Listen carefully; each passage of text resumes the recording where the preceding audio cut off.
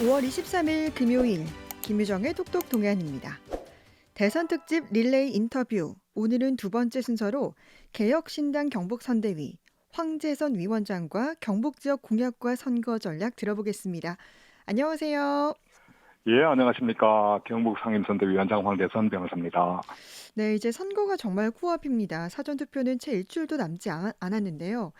지금 지역에서 어떻게 유권자들 만나고 계신지 반응은 어떤지 궁금합니다. 예, 저희가 이번에 대한민국 정치에서 선거의 값싼 선거를 시험하는 무대가 될 것 같은데요. 정치를 하면서 선거는 정말 중요한 일인데, 선거 사무원들을 비용을 부담할 수 있는 정도의 자력이 없기 때문에 거의 무급으로 활동하는 선거 사무원들과 같이 지금 하고 있습니다. 그래서 선거 사무원들이 충분히 활동을 하는 데 있어서 기존 정당들 민주당이나 국민의힘이 선거 운동하듯이 그렇게 하지는 못해요. 그래서 1대1 대면을 할 수밖에 없는데 1대1 대면을 하면서 느끼는 느낌이 제가 이제 지역에서 민주당 정치를 쭉 해오다가 개혁신당 정치를 이제 합류해서 하고 있기 때문에 네. 그 반응의 온도 차이가 극명하게 드러납니다. 민주당 처음 할 때는 굉장히 적대적이고 이질감을 느끼게 했던 모양이에요. 그런데 개혁신당을 하면서 주민들에게 만나면서 인사할 때 저는 그 이전과는 훨씬 다른 그런 느낌을 많이 받았습니다. 그래서 개혁신당의 이준석 후보에게 충분히 희망이 있다 그런 생각을 합니다. 네. 많은 분들이 반겨주시나 보네요.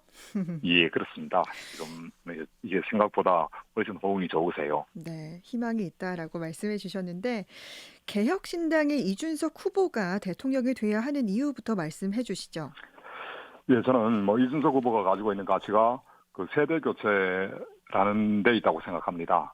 이게 한 시대에 큰 역사적인 사건이 있으면은 그 역사적 사건을 경험한 세대가 가지고 있는 생각들, 이게 어떤 입장을 취하든지 간에 그 역사적인 사건을 중심으로 해서 생각들이 형성될 수밖에 없는데 이준석 후보는 85년생이지 않습니까? 그래서 우리 세대가 가지고 있던 그 세계관, 철학하고는 좀 다른 것들을 가지고 있다고 생각합니다. 그래서 대통령이 공동체를 이끌어가기 위해서는 미래에 걸맞는 그 세계관과 철학이 필요하다고 생각하는데 이 세계관을 갖추고 지금 정치에 임하고 있는 유일한 후보가 이준석이라고 생각을 합니다. 그래서 이준석이 되어야 한다는 생각을 하고요. 또 한 가지는 이준석이라는 후보가 가지고 있는 가치 중에 지금 나이 마흔에 당대표를 거대 야당의 당대표를 하고 그다음에 두 번의 선거 승리를 이끌고 또 동탄에서 누구도 예측하지 못하는 결과를 이끌어내는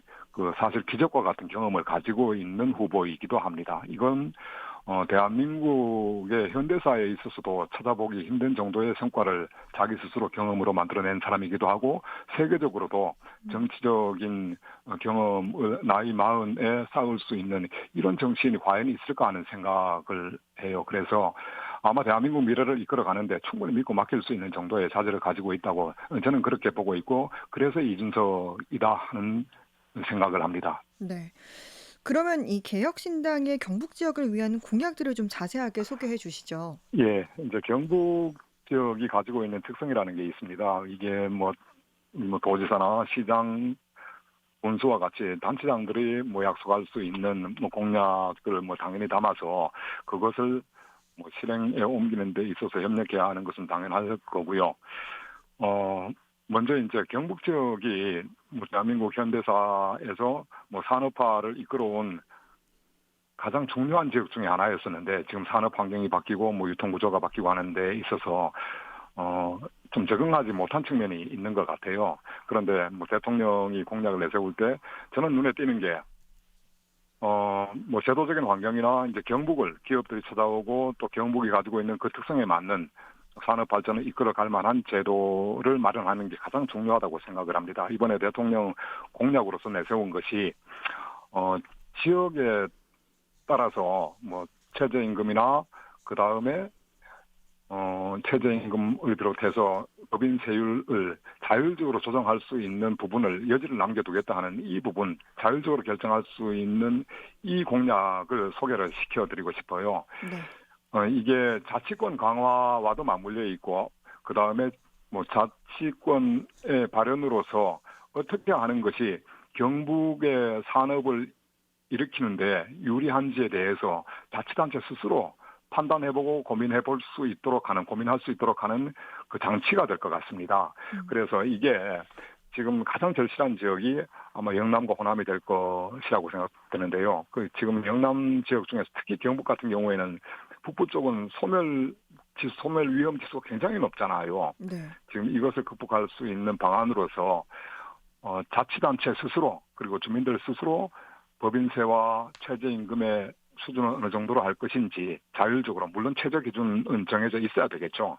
그런 것들이 아마 지역을 이끌어가는 데 굉장히 중요한 역할을 할 수 있을 것이고 변화를 일으키는데 큰 역할을 할 것이다 하는 생각을 하고요. 구체적으로는 뭐 이번에 대형 산불로 가장 큰 피해를 입었던 지역이 또 우리 경북 지역이고 아무래도 산림이 많은 그 면적을 차지하다 보니까 그런 현상이 생길 것 같은데요. 네. 뭐 대형 산불 피해를 빨리 회복하고 뭐 이런 부분들도 고민을 해서 지금 공약으로 발표한 것들이 뭐 산불 방지 진화 및 복구 특별법 제정한다든가 뭐 이런 내용들이 있고요. 그 다음에 경주에서 에이펙이 개최되지 않습니까? 네. 뭐 이 부분도 뭐 당연히 대선 후보로서 공약을 가지고 성공적인 개최를 지원하고 또 기념공원 건설과 문화 공간도 조성을 할 계획에 있습니다.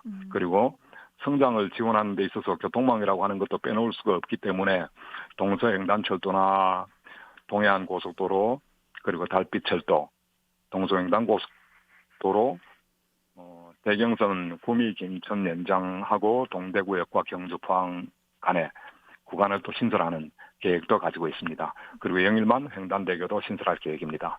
그리고 우리 또 경북이 가지고 있는 중요한 자원 중에 하나가 원자력이라는 게 있습니다. 이 네. 원자력을 그 미래 먹거리로 육성을 하기 위해서 SMR 소형 모듈 원자력의 기술 개발과 시범 설치를 운영하고 이걸 해외로 수출시키는 방안을 마련하겠습니다. 그리고 미래 식량 안보를 지키는 데 있어서도 경상북도가 앞장설 수 있도록 그 신재생 에너지를 기반으로 하는 스마트 농업 클러스터를 구축하고 그 농축수산물 통합 마케팅이나 유통체계 구축을 지원하도록 하겠습니다. 그리고 에그리포크시티라고 해서 농산물 생산지로서의 경쟁력을 강화하고 급변하는 유통 환경에 대응해서 지역 농가 안정적 소득과 판로 확대를 위한 올인원 센터 설립도 저희가 계획으로 공약으로 가지고 있고요. 네. 그리고 그 농산물 온라인 도매시장 물류기지도 경북 내에 구축을 할 계획입니다. 네. 그리고 스마트 허브센터 구축, 미래농업 복합문화공간 시범지구로도 조성할 계획이 있고요. 상주시에는 농산물 종합 물류시설을 건립하겠다는 계획도 공약으로 넣어두고 있습니다. 네. 이렇게 이제 경북 지역을 위한 공약들을 좀 자세하게 말씀해 주셨는데요. 예. 지금 거대 양당의 정치의 폐해를 지적하는 목소리가 많은데 이 개혁적 보수 정당의 존재의 이유를 좀 말씀해 주십시오. 예, 지금 후보가 뭐 보수정당이라는 말을 가끔씩 쓰기는 하는데, 보수나 진보라는 개념 자체가 제가 동의하기에는 진영의 이름으로 쓸 수는 있어도 그 당의 정체성을 이해하고 규정하는 데는 별로 도움이 되지 않는 단어인 것 같아요. 저희들은 뭐 개혁적인 정당으로서 지금 뭐 신생 정당으로 시작을 했지만 보수나 진보냐 하는 것은 좀 별로 의미가 없을 것 같습니다. 개혁신당에 참여하고 있는 세력 중에는 보수 진영에서 오신 분도 계시고 진보 진영에서도 정치개혁이나 개혁을 목표로 해서 오신 분들이 있기 때문에 개혁적 보수정당이라는 말은 좀 다소 우리 당의 정체성을 이해하는 데 그렇게 큰 도움은 안 될 것 같고요. 하여튼 저희가 존재하는 이유는 지금 양당 정치 하에서는 대통령이 과반수의 지지를 얻고 당선된다고 하더라도 또 거기에 버금가는 정도의 반대하는 국민들이 존재할 수밖에 없기 때문에 네. 민주적 정당성이라는 측면에서 정당성 확보가 굉장히 어려운 체제가 양당 체제라는 생각이 듭니다. 그래서 지금까지 어떤 정부도 성공적으로 대통령의 임기를 마친 경우가 별로 없지 않았습니까?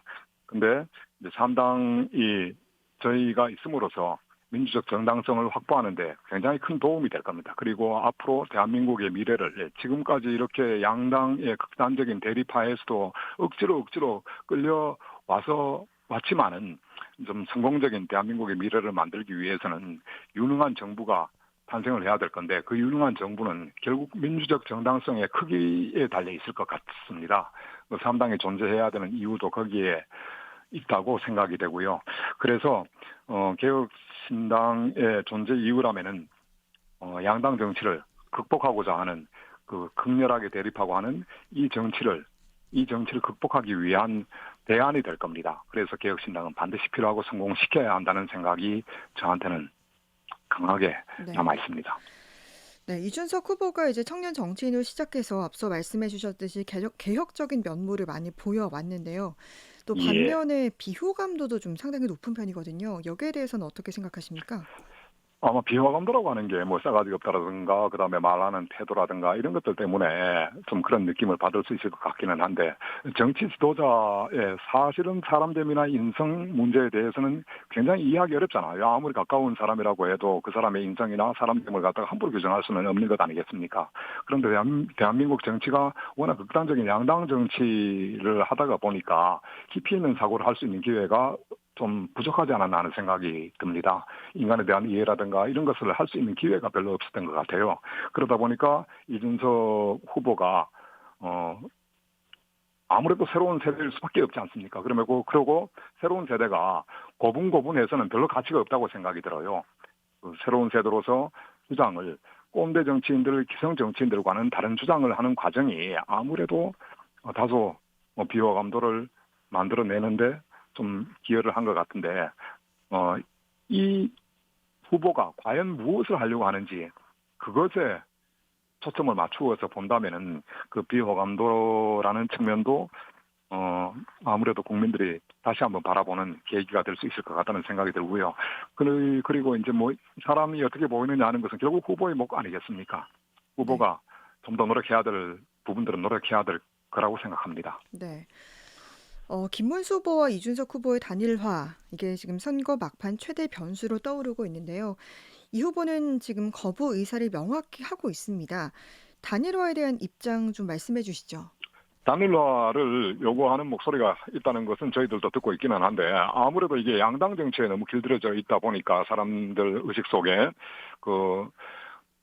민주당의 이재명 후보를 이기기 위해서는 이준석 후보와 단일화하면은 이준석 후보의 표와 김문수 후보가 지금 확보할 표와 합해져서 이길 수 있는 거 아니냐 하는 기대를 하고 계시는 것 같아요. 그런데 그 3당 철학에 대한 이해나 민주주의에 대한 이해가 있는 분이라고 한다면 아마 그런 생각 별로 하지 않으실 것 같습니다. 이준석 후보도 어제 긴급 기자회견을 열어서 확실히 단일화에 대해서는 선을 긋지 않았습니까? 만약에 단일화 한다면은 선거에 이긴다는 것도 사실은 누군가가 뭐 이긴다는 것도 쉽지 않은 일이기도 할 뿐만 아니라 그 이준석 후보의 정치적 미래나 개혁신당의 미래를 아마 장담하기 어려워질 겁니다.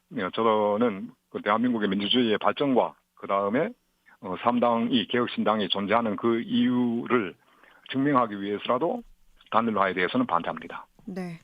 개혁신당의 가치, 존재 이유를 말씀하시면서 단일화 반대 입장을 말씀해 주셨고요. 예.